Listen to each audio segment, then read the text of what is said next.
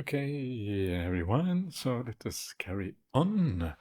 And we are looking at the contemplation or the recollection of the Buddha and how that can be done, and how to get some emotional response from this idea that you have the Buddha as your teacher. This is kind of what this is about.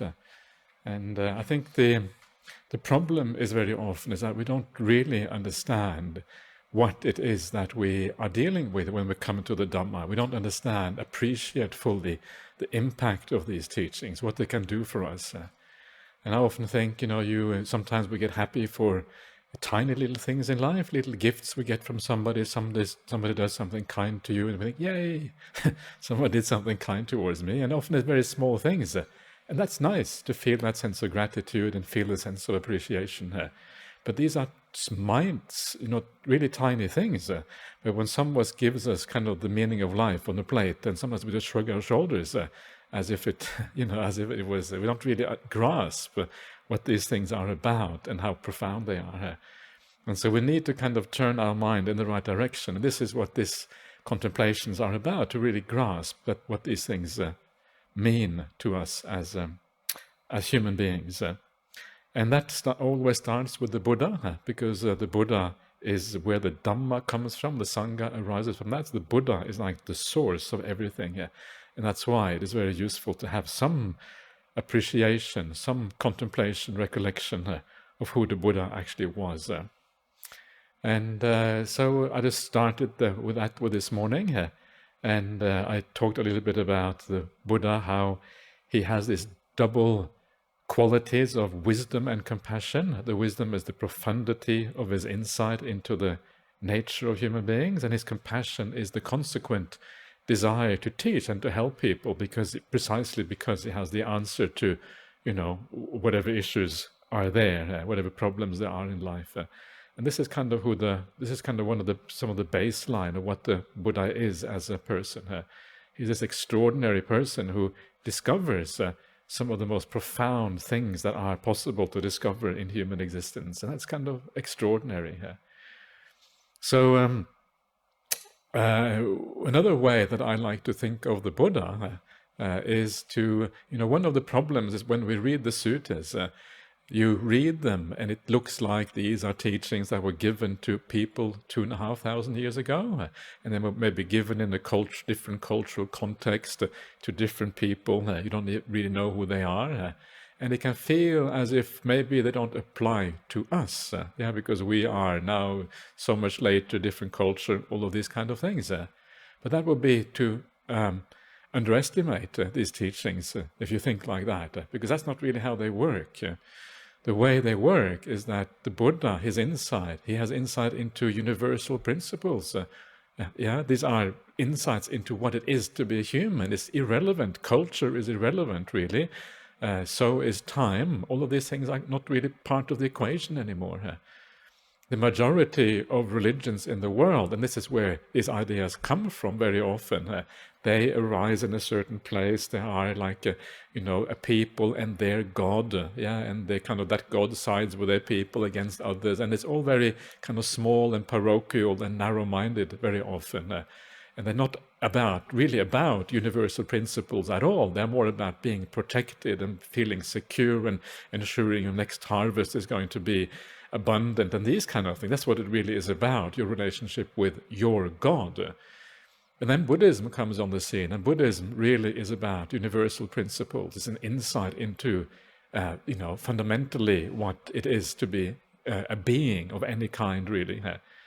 And so because of that, when the Buddha sets out to teach this discovery that he has made, he teaches it in a way that actually it is he uses, again, it comes back to this idea of universal principles again. He sets in motion the wheel of the Dhamma.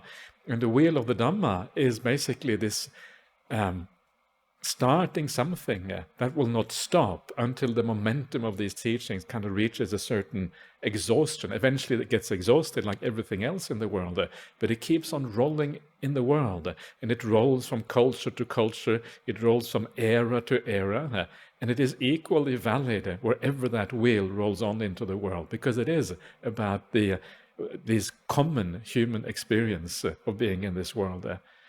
And so again, this idea that the Dhamma is not confined to a time and place, but is valid everywhere, is one of those unique things with the Buddhist teaching. Maybe not quite unique, but fairly unique.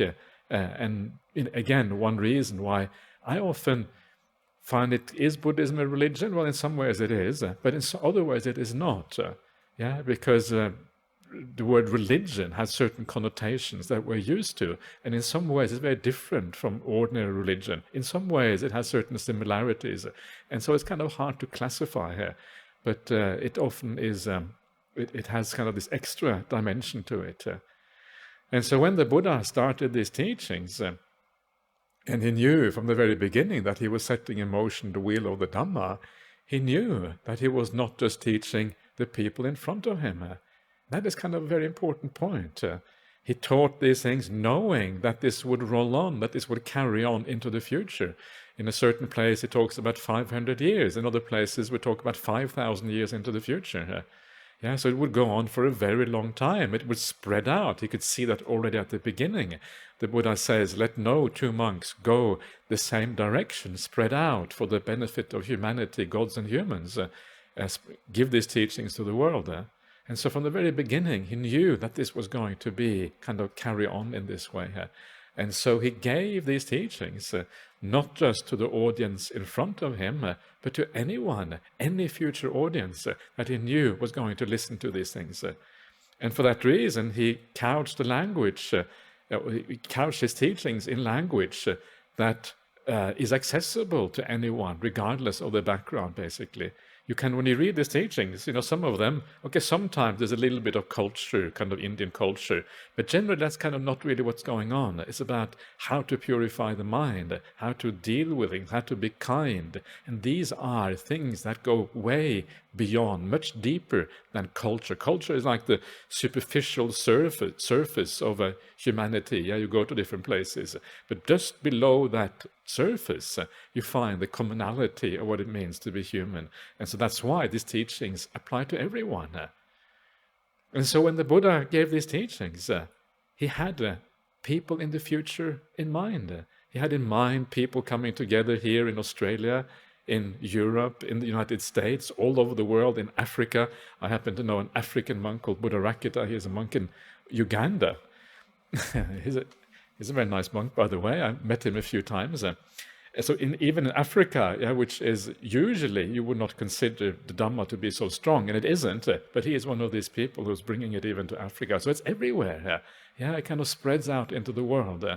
And so when you read the suttas, remember that. Remember that the Buddha is teaching you.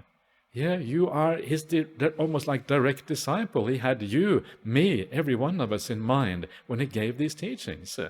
That's why he gave them in this specific way, using words and phrases that are applicable across all the differences that may exist between us. So this is, again, it kind of brings these things alive when you think like that, instead of thinking it as something that applied to India or applied to those people. Actually, it applies to everyone. He's teaching you.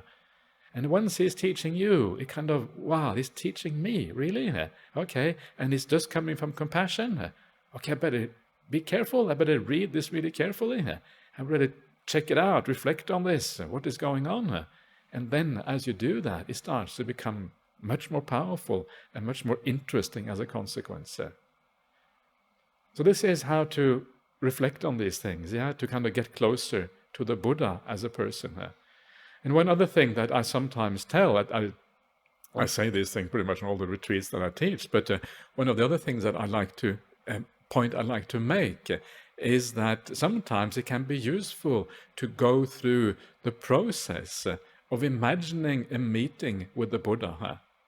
Imagine that you meet the Buddha, because once you imagine a meeting, it takes away those barriers a little bit. You are in the presence of this monk from ancient India, or maybe he comes, maybe he comes through 2,500 years, come through time and kind of arrives in the outskirts of Sydney, and I don't know, what is the Blue Mountains or something like that. That's kind of maybe a nice place for the Buddha to stay. And so imagine meeting the Buddha. What would that be like? Yeah, someone tells you, oh, the Buddha is staying up in the Blue Mountains. You say, what? The Buddha? Yeah, I said the Buddha. The Buddha? Yes, the Buddha. The Buddha? Yes, the Buddha. This is taken from, again, I'm just quoting the scriptures by saying that. You may think that it sounds strange, but it's this is exactly what happens. There is a very famous story of someone who meets the Buddha. This is the story of Anathapindika that you find in the Vinaya Pitaka again. And that story is quite nice, and it gives you a feeling for what it means to meet the Buddha. So Anathapindika, he was this very wealthy merchant who eventually donated Anathapindika's monastery, the Jetavana, and near Savatthi, which is the capital city of the Koslan kingdom, one of the ancient kingdoms in ancient India. But before he gave this monastery, there's the story of how he came to have faith in the Buddha. And the story is that he was on a business trip. Yeah, even in those days they had business trips. But it's a very long business trip because he lived in Savatthi and he was going to see his brother-in-law in Rajagaha. And for those of you who know India, from Savatthi to Rajagaha is a long way. Even today, by bus or whatever, it takes a long time. Maybe 500 kilometers, maybe more, yeah, maybe 700 kilometers, I don't know. It's a long way. And in those days, that would have taken weeks to travel that distance, by horse and carriage or whatever. Yeah. And so he travels all this way on business, and finally he arrives, and he comes to his brother-in-law. His brother-in-law is also magnificently wealthy. The wealthy marry the wealthy, and that kind of thing has always been like that. Nothing has changed. Human beings are exactly the same. You are the same, right? This is kind of one of those things. You see these things, we're basically the same. And so he comes to his brother-in-law's house. So this one really wealthy person meeting this other really wealthy person. And so he sits down, and then his brother-in-law ignores him. And so his brother-in-law is running around, kind of getting the house ready, cooking food, telling his slaves and servants, cook this, prepare that, put up the the marquee or whatever. I'm not sure if they had marquees in those days, but you know what I mean. They kind of get things ready, whatever it might be that you need to get ready. And it was really busy organizing things. And eventually the evening comes, and when the evening comes, then his brother-in-law comes to say hello to Anathapindika. And Anathapindika says, usually when I arrive in your house, you come and say hello at the very least. At least you greet me, for goodness sake. You offer me a cup of coffee, maybe, I don't know. Maybe that's my bias. You come and bring a cup of coffee or whatever. You say hello, but now you're just ignoring me completely. This is not how to treat the guest. He doesn't say that. That's kind of the implication. So I'm coming all of this way and just ignoring me. What's going on? I'm seeing you're doing all this preparation. Have you invited King Bimbisara with the fourfold army? No? Are you having some magnificent wedding or something? I was just in India, and there was weddings everywhere. There was the wedding season in India, and I saw some of those Indian weddings. They were kind of really crazy. There was kind of enormous amounts of music, and it sounded very stressful, these Indian weddings. I was really, so much going on, so much music. This sounded like there was kind of enormous pressure on this poor bride and the groom kind of getting together. I wasn't, put me off wedding for a long time into the future, I think. So loud, so much music. It was just, wow. Anyway, so are you having a wedding? Because now I've seen in India, I know a little bit what they mean by wedding being really amazing. And it says, no, there's no wedding. So what are you doing? What is all this business about? I've invited the Buddha and the Sangha tomorrow. And then Anathapindika says, did you say Buddha? I said Buddha. Did you say Buddha? I said Buddha. Did you say Buddha? I said Buddha. 3 times, always 3 times in the suttas. And it's such a remarkable thing. You wonder, what is this Anathapindika? Is he stupid or what's going on here? What is actually happening here? But the point, of course, is that when he hears the word Buddha, remember Buddha in the Indian language means the awakened one. It has a meaning in that language. So when he hears that word, he understands that something really significant is going on. Buddha, are you joking? Is there even a Buddha in the world? And you have invited this Buddha? Well, this is just amazing. It's remarkable. And this is how we should all react when we hear Buddha. Did you say Buddhism? I said, Buddha. They said, Buddhism. I said, Buddhism. Yeah? What are you? Really? Is there such a thing as Buddhism, the awakened teaching? Wow. Yeah, and this is the point, that it is amazing to have someone who has awakened to the full kind of depth of what it means to be a human being, to understand human happiness and suffering, to understand the causes for these things, how it can be achieved, the path, all of these things. And that's just, wow, really? Yeah, and this is what we don't get about the Buddha. The Buddha is like the greatest thing that happened since the last Buddha. Yeah, there is no spiritual genius or person or master comparable to the Buddha in the world history. And that is what is so amazing. And so this reaction by Anathapindika, it always kind of stands out when you read it. First of all, I thought, what's going on with this fellow? But after a while, I realized, actually, there's something very interesting going on here. And then Anathapindika says to his brother, when can I go and visit this Buddha? I want to go now. And his brother said, no, okay, relax. Yeah, now is the wrong time, because now he is on retreat, the Buddha. So, but tomorrow morning you can go and visit the Buddha. And then Anathapindika goes to bed, and he can't sleep. Yeah, because he's so excited about seeing the Buddha. It's just really, the whole story is just really, really, I'm not sure if it happened exactly like this, obviously, but it's really put together in a really nice way. He can't sleep, so he gets up during the night. He thinks, oh, it's light now, it's morning. No, it's not light. Okay, back to bed. Gets up again. It must be light now. Okay, back to bed. Gets up again. He does this 3 times. And eventually, it's still dark, but he can't wait any longer. And then he decides, okay, now I'm going to go, regardless of whether it's dark or not. And so he gets up, yeah? And then he gets to the city gates. And the city gates kind of open by spirits. Yeah, they open. Isn't that kind of nice? Yeah, you don't have to go even open the gates yourself. There is a guardian angel looking after you to make sure that this meeting with the Buddha is not getting thwarted. Yeah, this is so important. Are there such guardian angels in the world? I'm sure there are.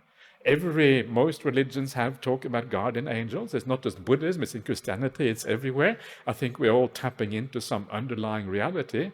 So when I see that, I think, maybe those deities open the gates, maybe not, I don't know, but it's certainly not impossible. And then he goes out, and he goes outside of the city, and this is Rajagaha, one of those great cities in ancient India. Actually, it wasn't all that great, it was pretty small, but anyway, he gets out, and then it gets really dark, and so then he gets fearful. Yeah, wow, you can imagine ancient India, lots of violence, lots of robbers, lots of dangerous people, lots of dangerous animals, right? Tigers and what have you, all of these things. And so you had good reason. You're just there by yourself, completely defenseless. One of the wealthiest men in the world at that time, probably. Yeah, anyone who could kidnap you, they probably think, well, this is great, kidnap this fellow. And so he gets out, and he's just there, has nothing, just walking out. And so he becomes fearful, and it's also pitch black. That's what it says, quite literally, pitch black, the sutta, using the kind of Indian idiom for pitch black. Can't remember what that is, but anyway. But then he wants to turn back. But then there's like this voice that comes and says to him, one step forward is more valuable for you than 100,000 maidens, all decked out in gold with the wealth of whatever, it's some kind of fabulous wealth. One step, basically, is more valuable than all the kind of sensory pleasures that you can imagine in the world, yeah? And so what is that voice? Maybe it is his own inner voice, or is it a deva that is saying it to him again? Because the devas understand. It is not quite clear what is going on. But he takes that on board, and then his mind brightens up. The light comes back, and that is like the mind brightens up. The faith returns. Faith gives rise to light in the mind, just like we have seen. Part of the Anapanasati development brings these lights in the mind. In the same way, faith can do the same thing. The mind brightens up, okay, and then it carries on. And these things recur a few times, usually 3 times. And eventually, he comes to the monastery or the place where the Buddha is staying. It's not probably a monastery yet, because this is in the early days. And this is a place called Cool Grove, Sita Vana. Sitavana, cool grove. Yeah, it's kind of suitable for the Buddha to be staying in cool grove because the Buddha was cool. Like really cool, like the highest kind of the highest cool. Yeah, this is used as an attribute in the suttas of the Buddha. The idea of cool, siti bhutto, become cool, quite literally. And I thought it was a really nice name, become cool, because it has this kind of nice double meaning, a cool heart, but cool in the modern sense as well. And so I always wanted kind of someone to have that name. And so I was always disappointed at Bodhidharma Monastery. We have all of these young monks ordaining all the time. And I tried to kind of suggest in a nice way, maybe Siti Bhutto would be a nice name. And they all, no. They're always rejecting it. They wouldn't take the name Siti Bhutto. But eventually there was one who took it. I was so happy when they took that name. So now we have a monk called Siti Bhutto in our Bodhidharma Monastery. That's great. So a cool grove, right? It kind of matches with the idea of the Buddha. He's cool. He's really, his mind is really at ease. He's completely calm and peaceful. And so Anathapindika enters the cool grove and he sees the Buddha. The Buddha is walking up and down. He's doing chankama, basically walking meditation, walking up and down. And then the Buddha sees him coming in. And the Buddha says, "Come, Sudatta." Sudatta is like his given name, the name that people use for him. Yeah, Anathapindika is more like an appellation or whatever. And can you imagine how delighted he is? The Buddha knows my name. He never met the Buddha before. He knows your name already. What's going on here? Yeah, it's kind of really, he's amazed. And so then the Buddha comes off his walking path. The Buddha sits down. He says to Anathapindika, "Please sit down." And then the Buddha says to him, "Well, why have you come?"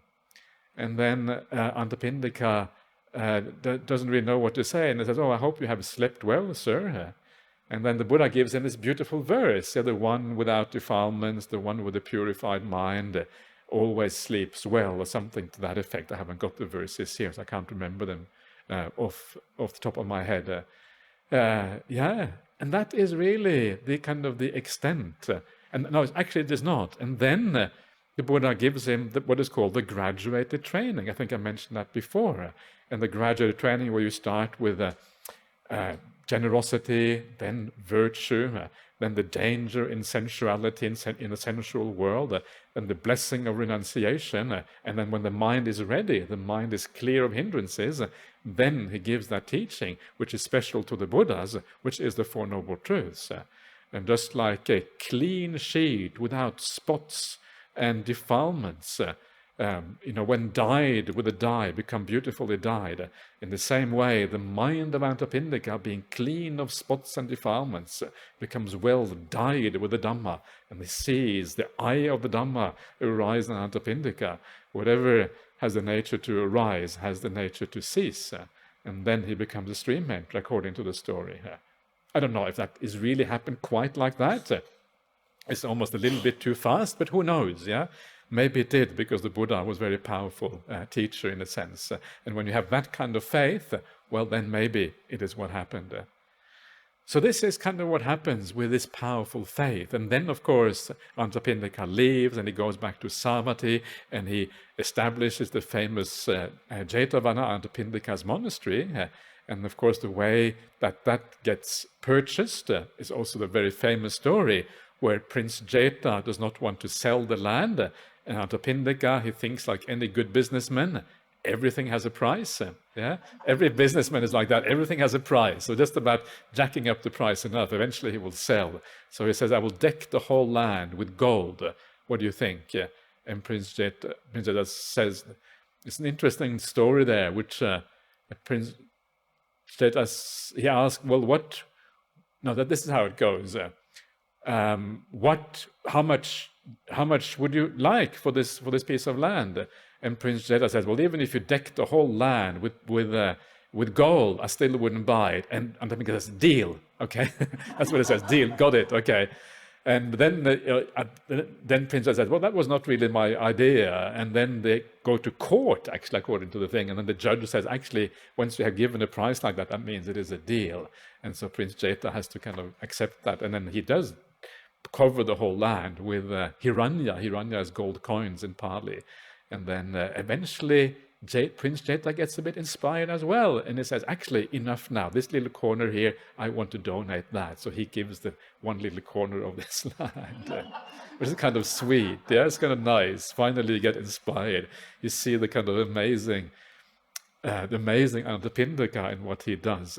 And then they build this amazing monastery there. And if you go to India, you can still go to that monastery, Jetavana. It is still there. It is no longer a monastery, but there are ruins there. And it was used for many, many centuries after the Buddha passed away, pretty much up till the the ending of Buddhism with the Muslim invasions and all that kind of stuff in India in the 11th, 12th century, around that time. So that is the story of Anathapindika.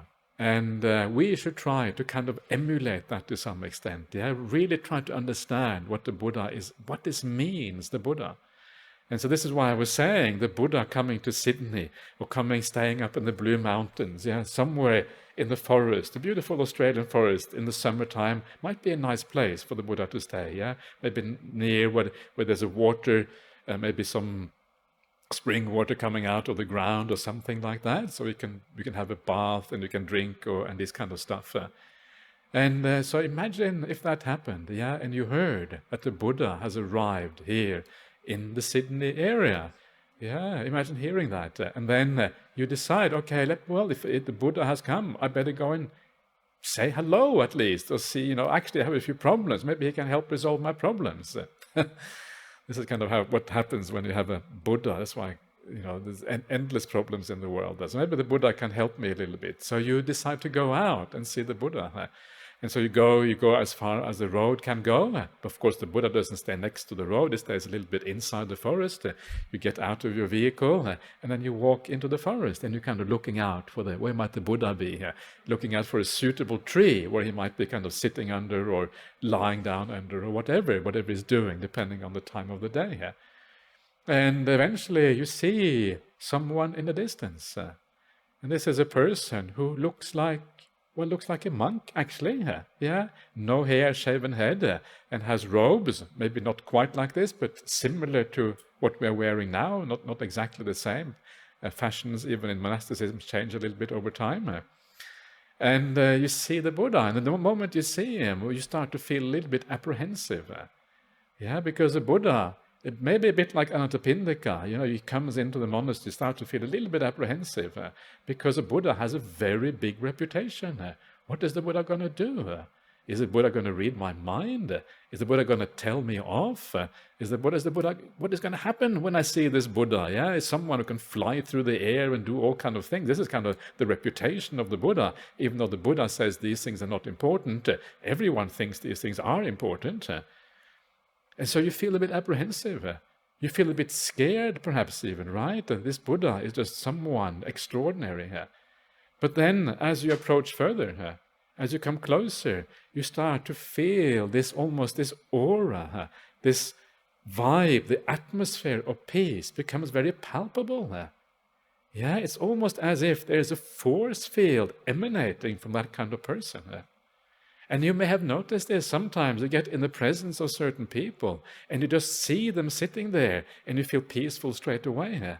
Or you hear them give a talk and it starts to calm you down.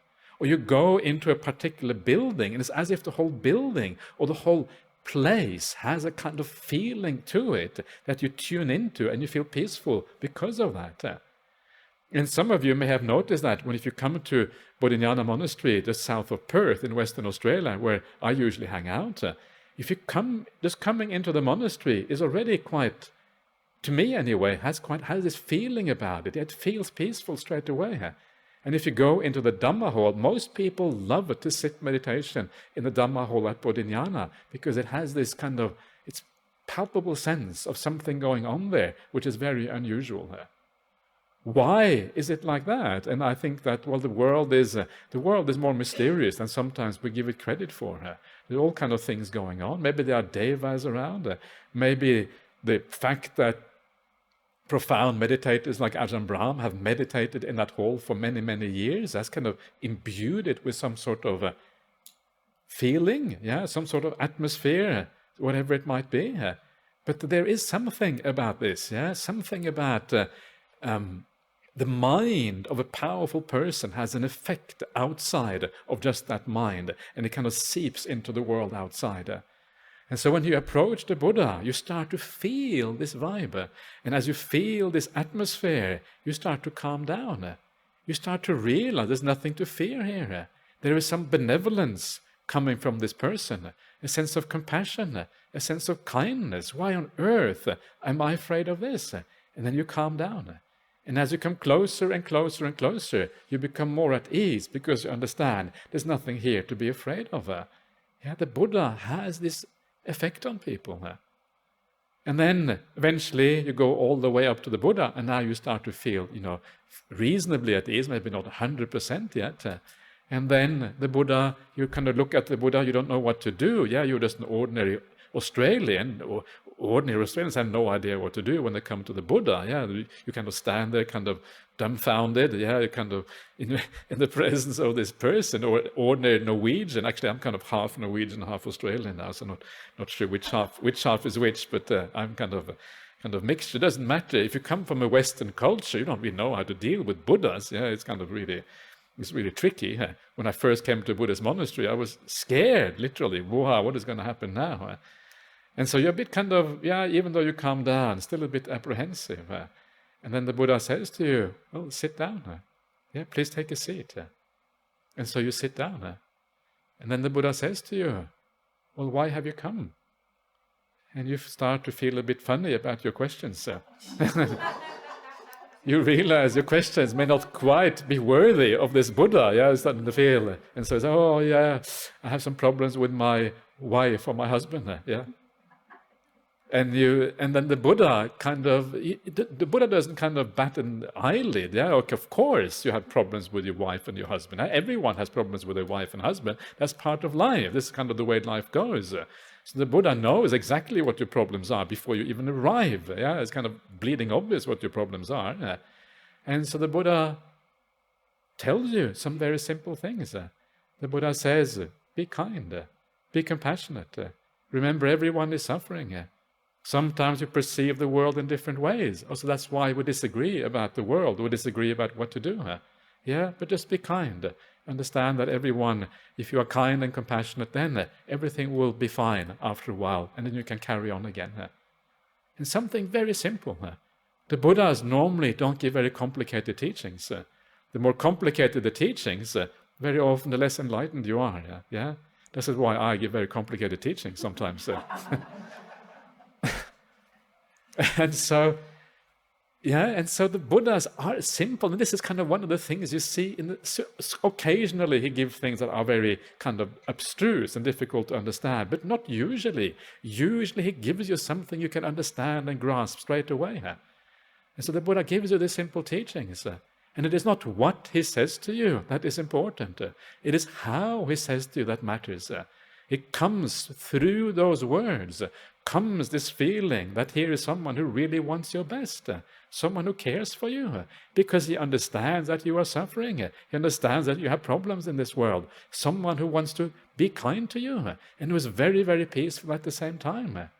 That is what you feel. The words are actually not that revolutionary. Yeah, many people might have said similar kind of things. It is where they come from that really matters. And at this point, when the Buddha has kind of finished talking, you realize that you are in the presence of something very extraordinary. And at this point, all you want to do is to thank the Buddha and just bow down. You want to bow, not because of the person, but because the whole occasion is just so extraordinary. The qualities that you have encountered, the aspects of this person, what this person represents, is just kind of out of this world. It's just so different from anything you have seen before. And so you bow down, you want to bow down, you are compelled to bow to this person because you can't stop yourself anymore. And you feel that when you bow down, it feels right. It feels, I should be doing this. And as you bow down, those very qualities that you bow down to, the compassion, the wisdom, the kindness, the care, the virtue, the understanding, all of these things that the Buddha encompasses, they grow inside of you because you bow down to those qualities. You don't really bow down to a person because the Buddha is not a person in an ordinary sense. If we bow down to an ego, it's kind of painful because it's like as if this person can take advantage of us. But there is no ego there. You're not bowing down to an ego. When we bow down even to the Buddha here, what we're bowing down to is what the Buddha represents, these beautiful qualities. Because the Buddha himself is transformed and he no longer is a person in the ordinary sense. Now he has become those qualities that he teaches everyone else. So bowing is such a beautiful thing, and we should all bow more. Yeah, we should bow to the Buddha. We should bow to anyone, really. Yeah, it's always okay to bow anyone who we respect, anyone who has some special qualities. It's a beautiful thing to do, and the reason why it is beautiful is because it actually develops your own inner qualities if you do it in the right way. This has nothing to do with hierarchy. Actually, maybe it has a little bit to do with hierarchy. That's kind of how things become in the world. But basically what it has to do with building these qualities within yourself by respecting them. And the way you show your respect is by bowing down. That's how this works. So you bow down to the Buddha. And the Buddha kind of sees you bowing down. And then you get up. And then you walk away. And then you gradually walk away, and as you walk away, this encounter stays in your mind with the Buddha. You can't really get it out of your mind anymore, This extraordinary encounter with this extraordinary person. And so you walk away, and you walk home to your husband, you walk home to your wife, and you are kind because you know, of course, that's what I have to do. You have compassion because you understand it's the only right way to live in the world. And then your life has already changed. It has changed because that simple teaching can never really leave you again because of where it came from. And of course, then over time, because this has made such a massive impact on you, at some point you go back to the Buddha again, and maybe you ask for more teachings, and you understand something about meditation practice, or something about how to think about the world, how to reflect, something about right view, which are the things that we are talking about now. And then your path carries on from there. So this is maybe, I'm just making it up, I have no idea, but maybe this is a little bit like what it would be to meet the Buddha. Nothing extraordinary, nothing marvelous, nothing kind of super duper spectacular, a fairly ordinary thing. The spectacularity is in the kind of the things that you have to look for, to see. You have to see the qualities in this person. And if you have an open mind and you have the ability to take that atmosphere on board, then you will understand what it is like to be a Buddha. So this is kind of the idea here. So try that sometimes, Try to go through those paces, go through those steps, and see whether you can get a closer connection with the Buddha. All of these things that I have suggested now is to make a connection to the Buddha. And the more you can make that connection, the more the suttas will make sense to you, and you will actually take them on board in a deeper way because you understand that connection. And then, when you sit down and you meditate and you think that actually I have the greatest spiritual master in human history as my teacher. Wow! How did that happen? How have I don't know, how I have been so lucky, have I made good karma, whatever I have done, that is what I have, and that's kind of really extraordinary. And you sit there and you kind of feel the joy, the gladness of just knowing that this is what you have as your teacher. That is extraordinary. And then you can actually use that to, in the way that is expressed here, to give rise to the gladness and the joy. Merge it together with the anapanasati, the mindfulness of breathing, and then you can take that whole meditation experience a long, long way. So that is, these are just my ideas. Please use your own ideas about this, because this is, we are all a little bit different, and we all kind of think about these things in different ways. So don't take what I say too serious. It's just my angle on these things. and find your own way. And whatever way works for you is the way you should use. If you're able to give rise to some inspiration, some gladness, then use that way that works for you. That is the important point. So let's quickly have a look at the actual formula here that we just mentioned before. I read it out already, but I haven't really talked about the various elements of this formula. But a lot of the things I have said are really kind of the implications of it anyway. So the Blessed One is perfected. The perfected here is the Arahant. And perfected means perfected in the Buddhist way of perfection. It's a particular kind of perfection. And it's a perfection which basically means that you have given up the defilements of the mind. You have given up suffering, essentially, found happiness, understood. This idea of vidya and vimutti, you have understood and you are liberated. You are a fully awakened Buddha, a Sambuddha. You are similar to being an Arahant, except you are also a teacher, and you are the first one to do this. People sometimes say that they wonder, what is the difference between a Buddha and an Arahant? Is there really any difference? And it's a very good question, because actually there isn't that much difference between the two. Because the Buddha himself says that my awakening is the same as the Arahant's awakening. The understanding is the same, basically the same thing. The difference is, of course, that the Buddha was first. And that is quite a big difference, actually, because we are all given the teaching. The Buddha says, do this, and you become an Arahant, and then we try, and we don't become Arahants, even though we're given the teaching. The Buddha had to find it on his own. So even when you're given it, it's really hard to gain the full benefit of these teachings, let alone if you have to find it out all on your own. And so that is what is so extraordinary about the Buddha and makes him so different.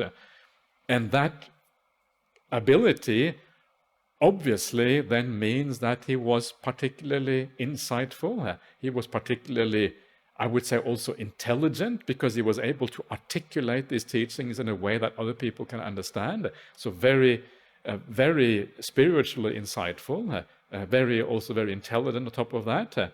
And so he had, so that makes him kind of stand out among other Arahants, because he was first. He is accomplished in knowledge and conduct, or if you like, accomplished in insight and conduct. Vidya charana sampanno. Vidya, again, is this insight, like the te vidyas, understanding the world, reaching awakening, understanding rebirth and karma, and those things, and also conduct. So when you are become awakened, it has a very powerful impact on who you are as a person. Your psychology is completely changed. Everything is turned upside down. You have become a different kind of person. And of course, that is going to show in your conduct.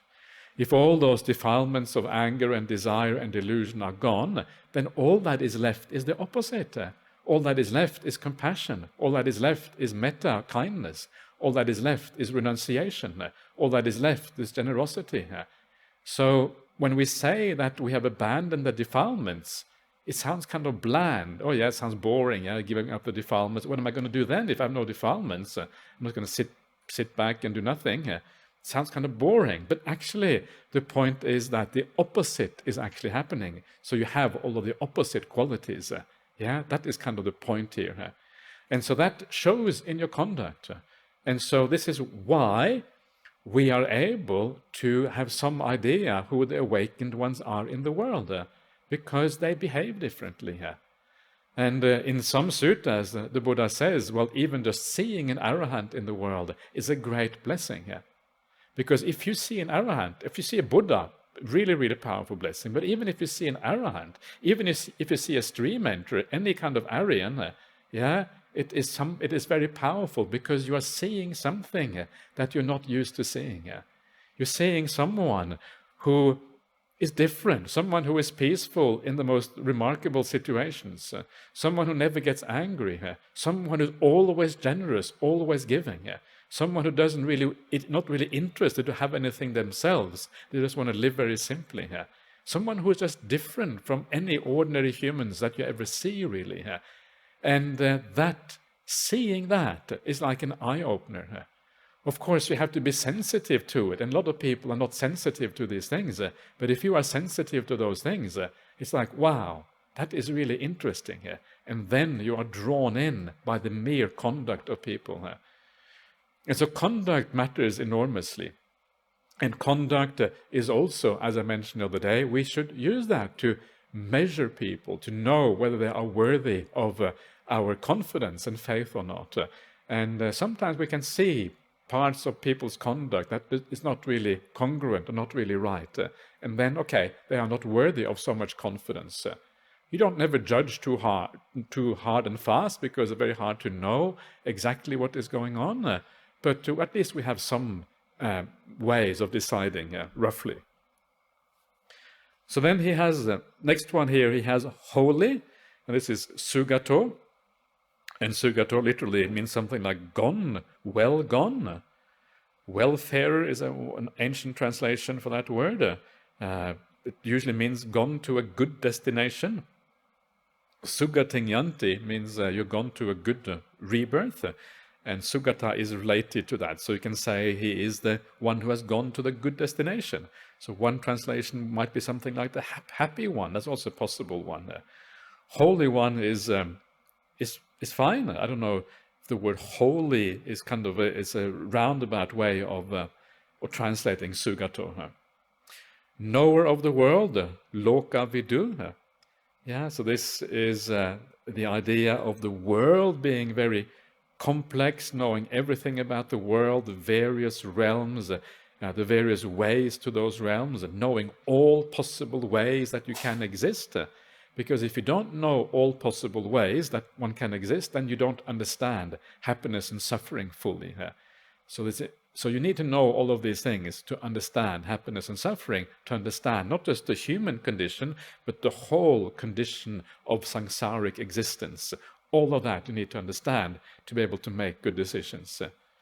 So the full comprehension of happiness and suffering is really what this means, knower of the world. Supreme guide for those who wish to train. Yeah, I mentioned this already, that the Buddha has the full wisdom and he also has no vested interest. It's just coming from compassion. So that's why he becomes the supreme guide for those who wish to train. Anuttaro Purisa Dhamma Sarati. Purisa Dhamma means like tameable person, quite literally. And so tameable means you have to have an interest in the spiritual path. You have to have an interest in Buddhism, or Dhamma rather, maybe better. If you haven't got an interest in the Dhamma, then you are not tameable. You are a wild person.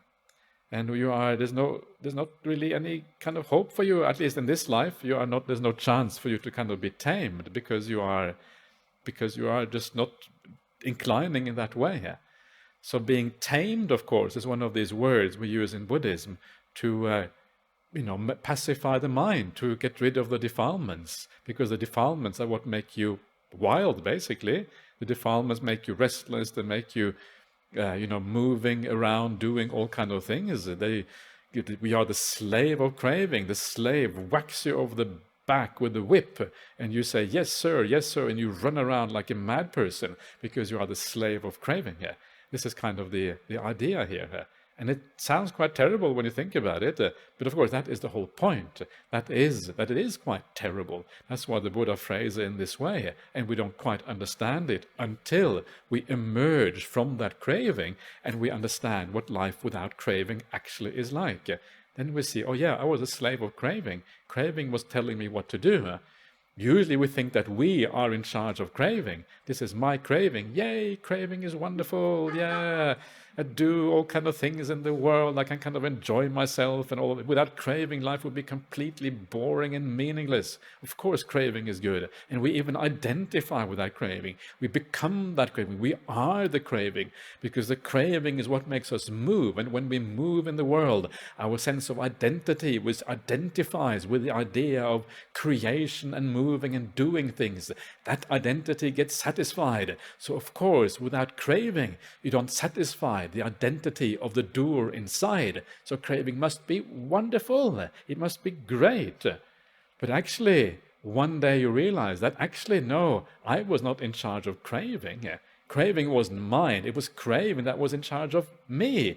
If there is a me, your craving is kind of running the show. Whether it's me or not me is kind of irrelevant.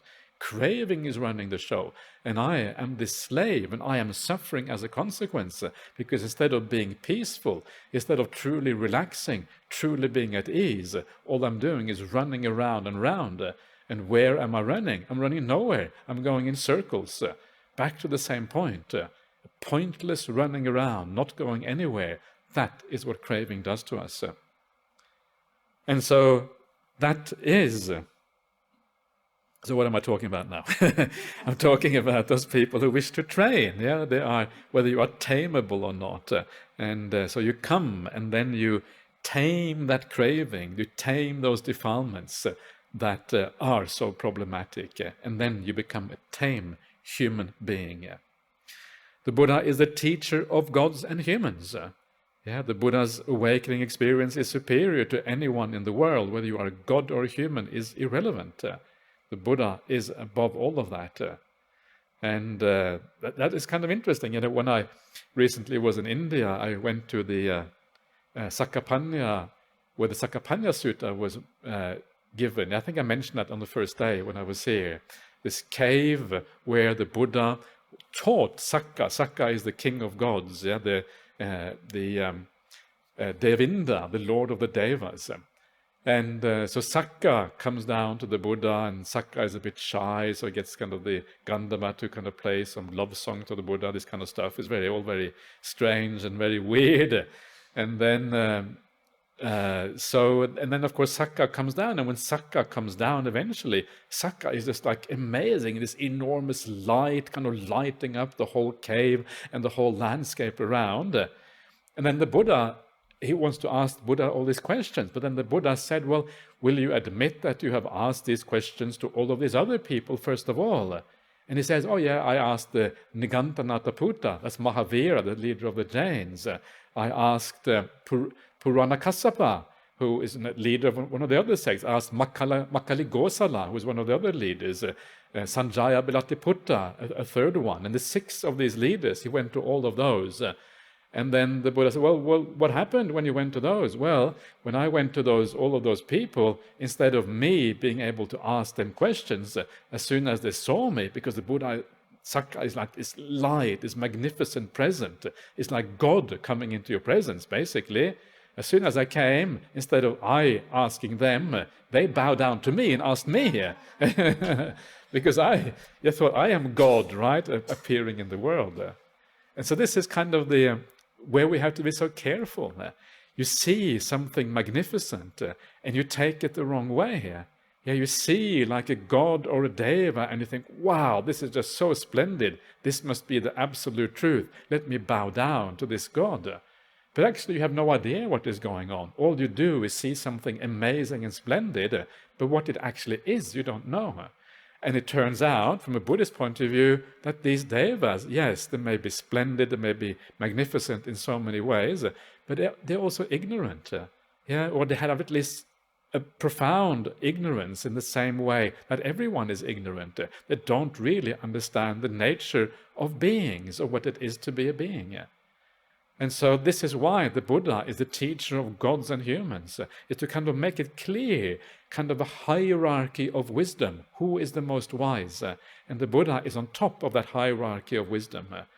It's such an important point, because otherwise we end up, still bowing down to these magnificent gods, because in some ways they are magnificent, in other ways not. So the Buddha is the teacher of gods and humans, and the gods too come to the Buddha to get teachings so they can have better lives. The Buddha is awakened, yeah, so we have seen this already, fully awakened Buddha. So this is just Buddha, and the last one, blessed, Bhagava. And the word Bhagava is a standard word that you find in India for anyone who is like special. Yeah, someone who is a special spiritual teacher, or the gods are called Bhagava also in India. And so there's a kind of some of these special people are real scallywags and dodgy characters. But in this case, the Buddha is, sometimes they call it Lord rather than Blessed One. Okay, so that is it for now. So please keep on enjoying yourself, and we'll see you back again at 7:30 this evening.